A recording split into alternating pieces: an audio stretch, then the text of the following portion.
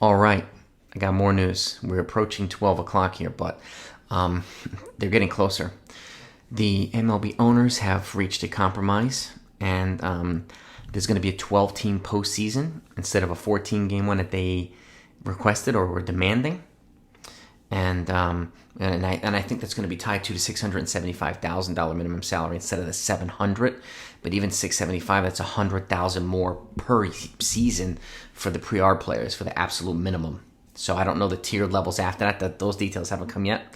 But 12 looks like they were agreed to a 12-team postseason, and pretty much the same luxury tax penalties as the last collective bargaining agreement. So those skyrocketing levels that I talked about a couple of days ago don't look like they're going to be. So it's going to be around the same penalties for exceeding like the 20%, 35, and I think 50 it was instead of these ridiculous figures. Now, they haven't the numbers in terms of the collective bargaining threshold levels yet have not been either agreed upon or discussed yet or reported, but this is all reported by Jeff Passan, Bob Nightingale. So these two major pieces of progress that have been made over the last hour, they are currently in their 11th negotiating session of the day. 11th. So it's crazy because it took them a month just to do one, and they're doing 11 in a day now. So the sense of urgency is definitely there. But that's what's been agreed upon right now. And those are two major pieces. It looks like the last major piece are the collective bargaining threshold levels.